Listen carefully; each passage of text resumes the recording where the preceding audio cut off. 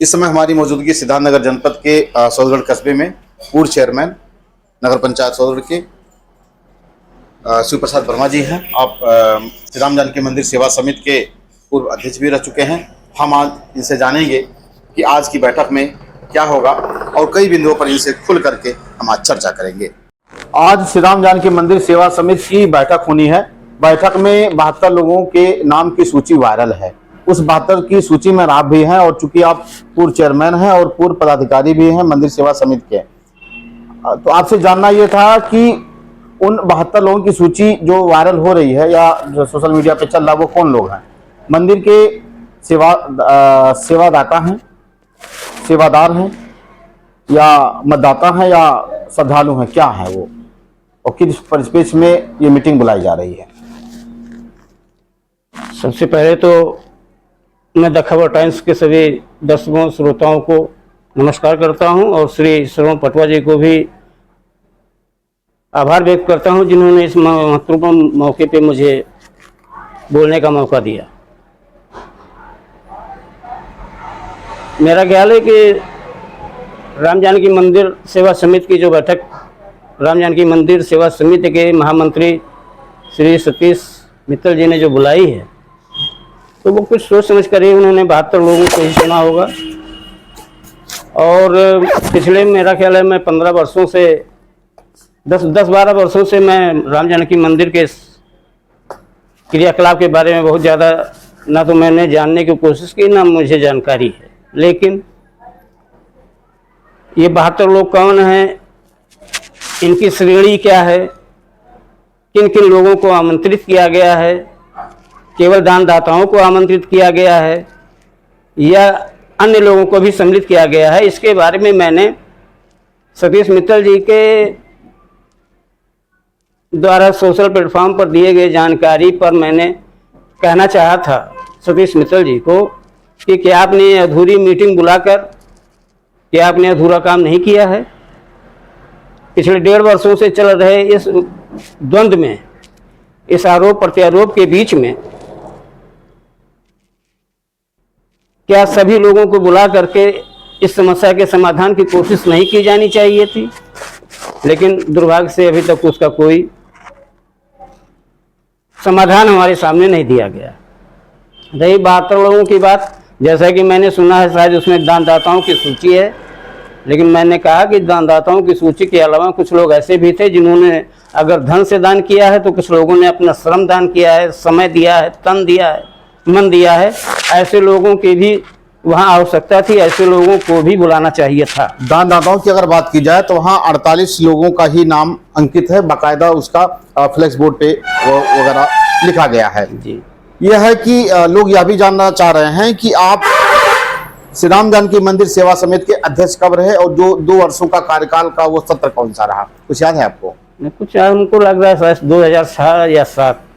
तो 2006-7 के बाद क्या भी उसी तरह चुनाव प्रक्रिया की विधि अपनाई गई, चुनाव होता था? मेरे ख्याल में शायद 5 वर्ष पहले तक तो ऐसी ही विधि चलती रही। हर साल जो है वो विधिवत चुनाव होता रहा। आम जनता सौदगढ़ की बुलाई जाती थी, बाकायदा उनका प्रचार प्रसार मुनादी करवा करके उनको बुलाया जाता था। जनता ही निर्णय लेती थी कौन अध्यक्ष होगा, कौन महामंत्री होगा, किसको क्या जिम्मेदारी दी जाएगी। और तदनुसार जो है अगर पुराना अध्यक्ष ही पुनः चुना जाता था तो कोई बात नहीं थी, लेकिन अगर नया अध्यक्ष कोई चुना जाता था तो विधिवत ढंग से वो जो निवर्तमान अध्यक्ष होते थे वो वर्तमान अध्यक्ष को ले जाकर राम जानकी मंदिर की चल अचल संपत्ति से परिचय करवाते थे, जिसके मीडिएटर होते थे पुजारी जी, जो श्री राम जानकी मंदिर के पुजारी जी हैं, उनके समक्ष वो सत्यप्रकाश शुक्ला जी जी। एक कल मैं इंटरव्यू किया था, उसमें बात आई है कि उस समय तिजोरी थी दान पत्र के रूप में जी, वो तिजोरी बनवाने के लिए गई थी और अब तक नहीं आई है, क्या कहेंगे इसमें? अभी बहुत पुराना प्रकरण है, हो सकता है रहा हो। और अगर श्री कृष्णलाल जी ने ऐसा कहा है तो मैं समझता हूँ मुझसे बहुत वरिष्ठ हैं, श्रेष्ठ हैं, उन्होंने कहा है तो जरूर सही कहा होगा। लेकिन उसके विषय में इतना ही कह सकता हूँ कि वह जर्जर तिजोरी के विषय में जहाँ तक मुझे कुछ हल्का हल्का सा याद आ रहा है, वो शायद वो सड़ गया था, जिसको बनने के लिए कहीं भेजा गया था, वह बन करके वापस आया कि नहीं आया मैं इसके बारे में नहीं बता सकता। ये तो वही बता सकते हैं कि जिन्होंने मेरे ऊपर आरोप लगाया है कि मैं तिजोरी लेकर के भाग गया। उस तिजोरी की लागत मात्र 10-20 रुपए थी, जो जर्जर हालात में थी। तो ऐसा कह करके तो उन्होंने जो गुब्बारा फुलाया खुद ही उसमें पिन मार दिया है किशोरीलाल जी ने। क्या मैं 10-20 रुपए के उस जर्जर तिजोरी को लेकर मैं भाग सकता हूँ? क्या इसी विश्वास के सहारे जनता ने मुझे अध्यक्ष बनाया था कि मैं 10-20 रुपए की तिजोरी लेके भागूंगा? जो आदमी राम जानकी मंदिर से प्रसाद भी मांग करके लेके आता हो, वो आदमी जो है वो राम जानकी मंदिर से बिना परमिशन, बिना पूछे वो कैसे कोई सामान ले जाएगा? राम जानकी मंदिर संपत्ति है, सभी की संपत्ति है, वो किसी की व्यक्तिगत संपत्ति नहीं है कि जिसपे कोई एक आदमी अकेले अधिकार करे।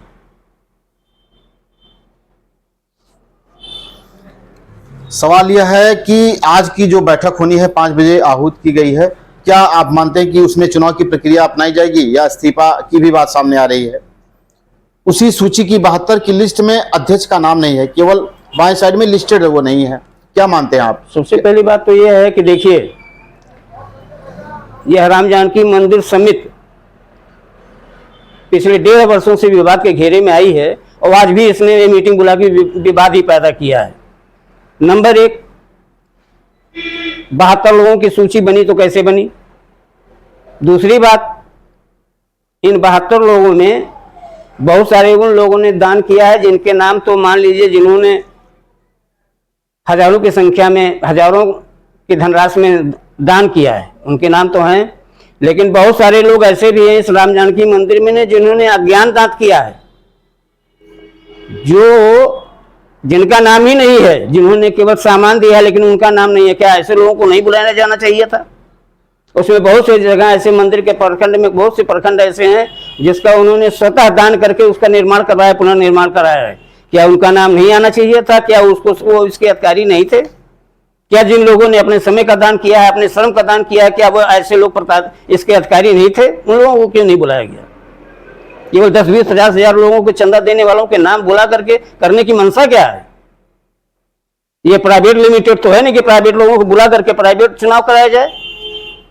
अगर चुनाव कराना ही अगर सही है, मंशा सही है, तो पूरी जनता को बुलाकर पूर्व की भांति परंपरा के अनुसार जैसे जनता चुनाव चुनती थी, चुनाव करती थी, उसी तरह से चुनाव होना चाहिए। तभी तो ये न्याय के साथ है, अन्याय विरुद्ध है, न्याय विरुद्ध है।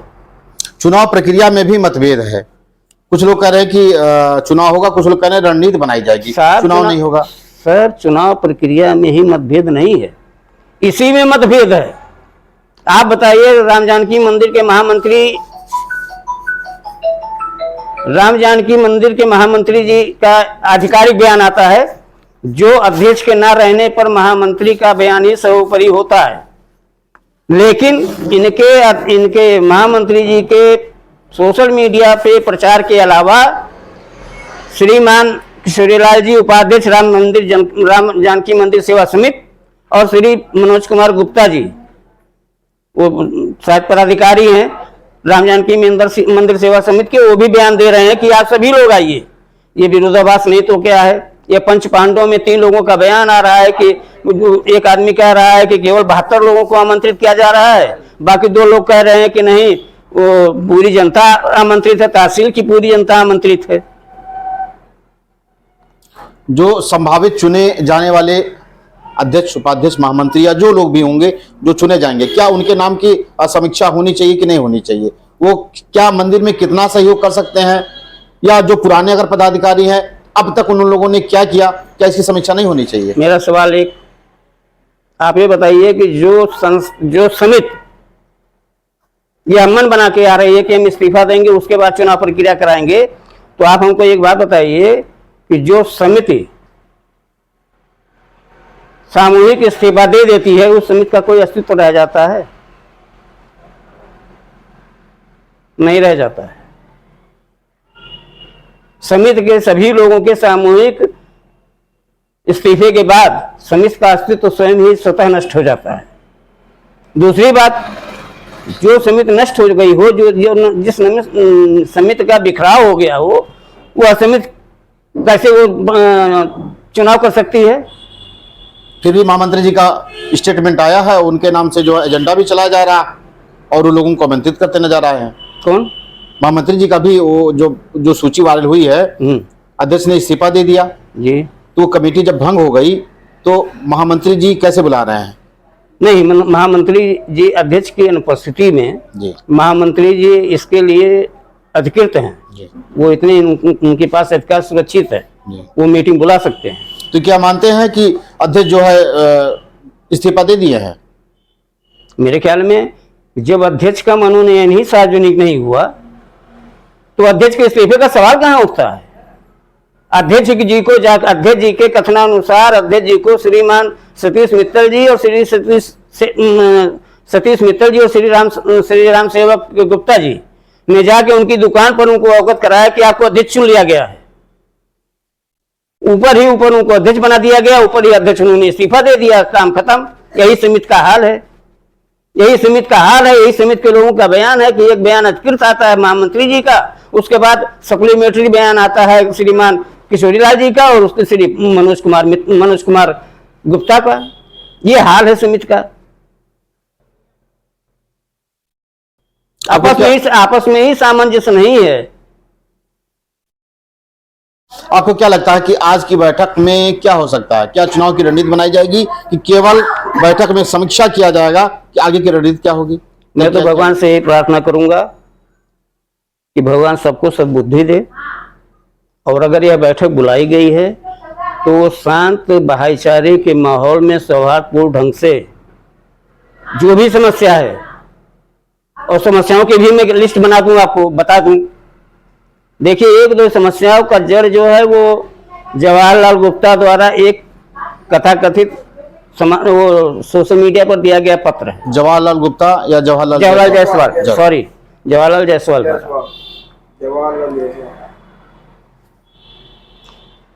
जायसवाल जी ने एक पोस्ट डाला था। उसमें उन्होंने लिखा था कि राम जानकी मंदिर के संदर्भ में कुछ बातें कही थी। उसके बाद लास्ट पैरा में उन्होंने लिखा था कि मैं 5-7 लाख रुपए के गबन के बारे में भी बात करना चाहता था, लेकिन अभी वो समय उपयुक्त नहीं है। इस नाते मैं इस पर फिर किसी और अवसर पर सारी जनता के सामने, आम जनता के सामने मैं इसको रखूंगा। अब सवाल यह है कि मिस्टर जो है जवाहर जायसवाल जी, जो कस्बे के ही निवासी हैं, वो कब से उस कमेटी के सदस्य हैं श्री राम जानकी मंदिर सेवा समिति के? क्या उनके पास जानकारी थी? और जो आरोप उन लोगों ने लगाए, उनके द्वारा जो लगाया गया, आपको क्या लगता है कि वो जो धन कहाँ से आता होगा, जो गबन की बात सामने आ रही थी? नहीं, इसके बारे में मुझे कोई जानकारी नहीं है जी। लेकिन मैं ये कहना चाहता हूँ कि जब ये बैठक बुलाई, मान लीजिए जब ये बात जवाहरलाल जी ने कही, तो जवाहरलाल जी का यह आरोप तो प्रथम यह नहीं लगता है कि वो राम जानकी मंदिर के ऊपर ही कही गई, समझने की बात है केवल ये। लेकिन चूंकि उसी कार्यक्रम में उन्होंने इस शब्द को जोड़ा कि 5-7 लाख के गबन की और बात करनी थी, इसलिए स्वतः जो है जाकर के राम जानकी मंदिर से जुड़ जाता है। तो इस नाते एक तो ये था, दूसरा ये था कि जो उन्होंने राम जानकी मंदिर के ऊपर आरोप लगाया कि फर्जी ढंग से उन्होंने कूट रचना करके एक लाइसेंस हासिल किया जिसमें इस तरह से अतिथि बनाने की बात थी, उस विषय में आरोप लगाते हुए जब इन्होंने ये बयान दिया, तो मेरा कहना सिर्फ ये है कि मुख्य बिंदु दो हैं जो विवाद के हैं। एक तो फर्जी ढंग से इतने आधुनिक ढंग से एक ही दिन में लेखपाल,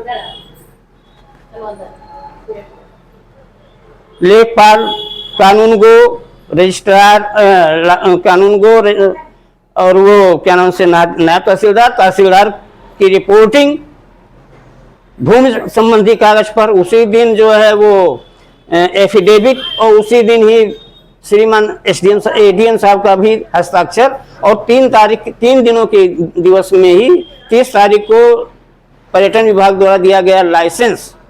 इस तेजी के पीछे जो गोपनीयता थी, उस गोपनीयता ने इस जनता का ध्यान आकर्षित किया था, और जनता यही जवाब मांगना चाहती थी कि जनता ने आपको जिन कारणों से चुना था, तो इस समिति को बनाने के पीछे आपकी गोपनीयता की वजह क्या थी।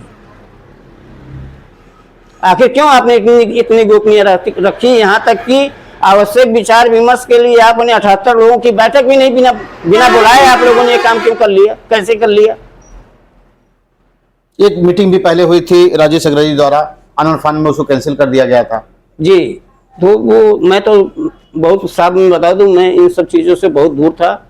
लेकिन जब 11 तारीख की मीटिंग को श्रीमान राजेश जी अग्रहरी, उपाध्यक्ष श्री राम जानकी मंदिर सेवा समिति ने इस प्रकरण पर रोशनी डालने के लिए और इसके समाधान को ढूंढने की दिशा में जब उन्होंने 11/11 की 2025 की बैठक बुलाई और सुबह बुला करके शाम को जब उन्होंने निरस्त कर दिया इसको, तो मेरे मन को इससे बड़ा आहत पहुंचा और मैं आहत होकर के मैंने कहा कि ये हिंदू समाज को इतना खिलौना क्यों समझ रखा गया है? क्या हिंदू समाज खिलौना है कि कभी वो राजेश जी के हाथ में खेलेगा, कभी जवाहरलाल के हाथ में खेलेगा, कभी राम सेवक जी और सतीश मित्तल जैसे लोगों के हाथ में खेलेगा? क्या हिंदू समाज इतना गया गुजरा हो गया है? इससे आहत होकर के मैंने 11 तारीख की बैठक उसी सेम डेट में सेम समय मैंने राम जानकी मंदिर में इस विषय पर बात करने के लिए बुलाई थी और मैंने यह स्पष्ट कर दिया था